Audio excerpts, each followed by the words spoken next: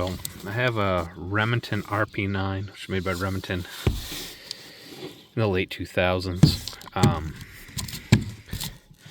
They didn't do very well. They also made this in 45.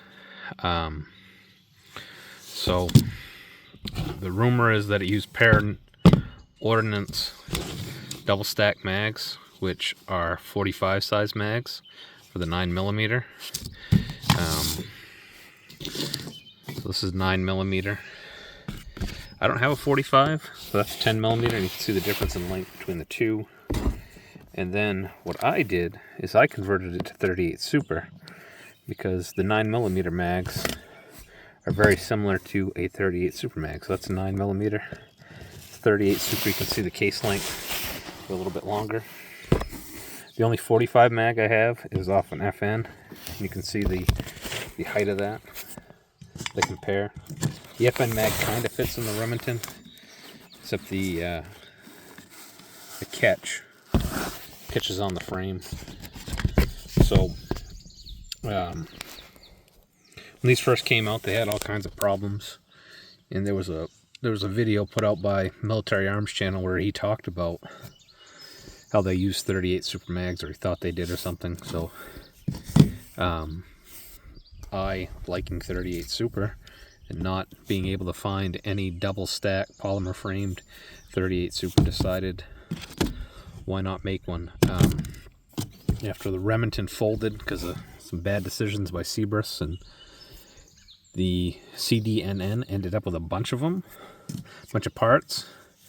So it was a deal where you could buy, it was 2 mags, a slide, and a barrel, and I think it was less than $50. So I ended up with a couple of them, and so I took the 9mm barrel and I rechambered to 38 Super. So here's a regular 9mm barrel, and as you can see, 9mm fits right in there,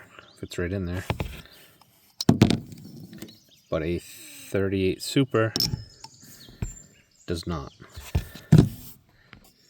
So my rechambered barrel is here.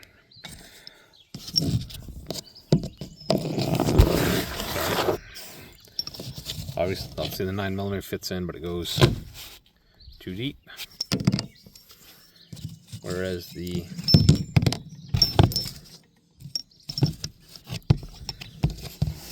.38 Super fits perfectly. The other thing that I thought was odd is if you look on the barrels, if I can get it focused, it actually says plus P, 9mm plus P, which I don't know why Remington did that, or if they were implying the gun cycled better with plus P versus 9mm, but that is what they did.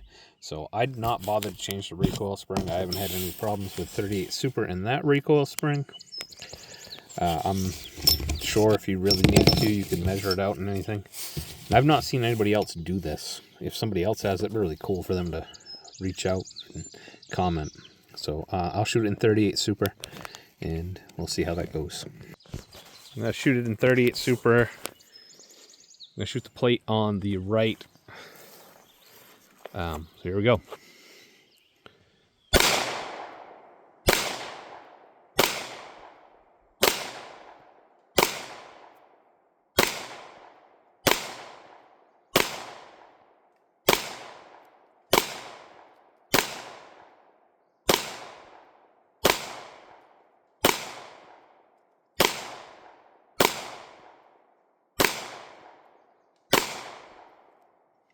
That's how you get a 18 round 38 Super. The other options, you could buy like an EAA Witness, or you could buy some of the double stacks.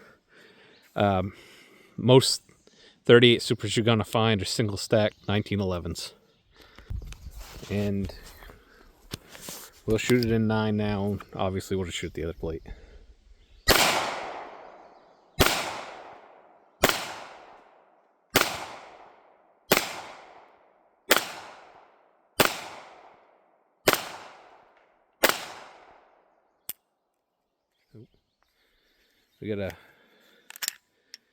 I just didn't lock the slide back. It's empty. So It's not really important, but I guess if you come across one of these and you think it's a good idea, the only thing I did was use the 38 Super Chamber Reamer, rechambered that 9mm barrel. Then I scratched it because I said, well, somebody should probably know what that is. These are still out there. I'm sure there's probably a lot of them. Nobody really seemed to like them. The reliability wasn't good. They're awfully big for a 9mm. They work great for a 45. They're about that size. There's potential for Remington to do a lot with them. A 10mm version would have been cool. But it seems like at that time, everything Remington touched didn't do well. They did something similar where they had the Robar R9 and they converted it and sold it as the Remington rp9. I have one of those, and all they did was take the 9mm mag and put a spacer at the back to take up the gap. I'll probably do a video on that sometime. So there you go. 38 Super is not very common. People don't really do a whole lot with it. I just happened to buy a 1911 in it and decided, hey, this isn't too bad. I'll play around with it. So I guess that's it.